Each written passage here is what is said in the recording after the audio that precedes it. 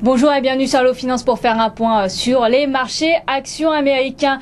Donc les marchés actions américains qui sont également suspendus au vote du Parlement grec.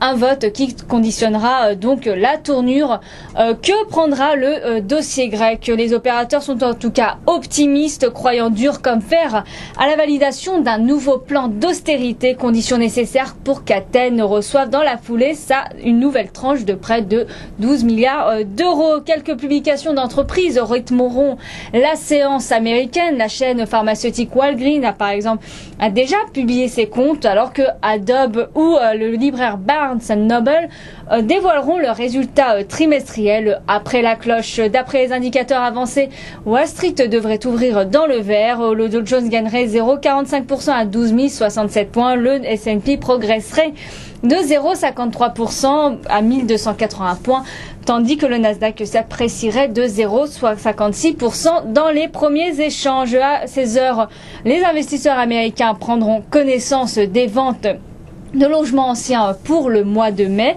Et du côté des sociétés, c'est Bed Bath & Beyond qui est la star du jour. La valeur flambe actuellement de 5% avant les premiers échanges à Wall Street, et c'est Jefferies qui met le feu aux poudres. Le broker réitère sa recommandation à l'achat sur le titre, ainsi que son objectif de cours de $62 sur le titre. Selon le broker, Jefferies, Bed & Beyond devrait dépasser les attentes du marché au titre de ses comptes trimestriels. Best Buy est également bien orienté avant bourse et grimpe de 3,71%.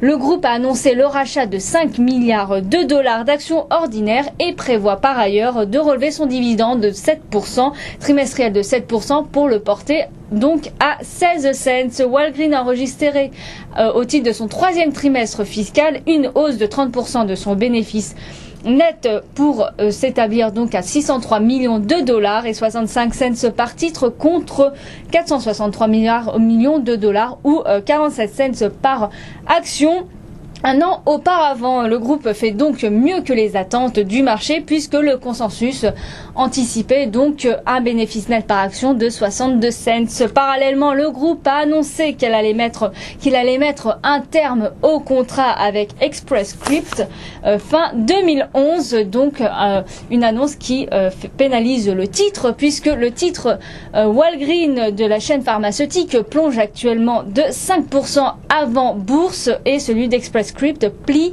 de 4%. Et Barnes & Noble et Adobe publieront donc leurs comptes trimestriels après bourse, alors que les analystes anticipent une perte nette par action de 91 cents pour le libraire Barnes & Noble et un bénéfice net par titre de 51 cents pour le géant Adobe. Voilà ce qu'on pouvait dire sur les marchés américains. Merci et à très bientôt sur Allo Finance.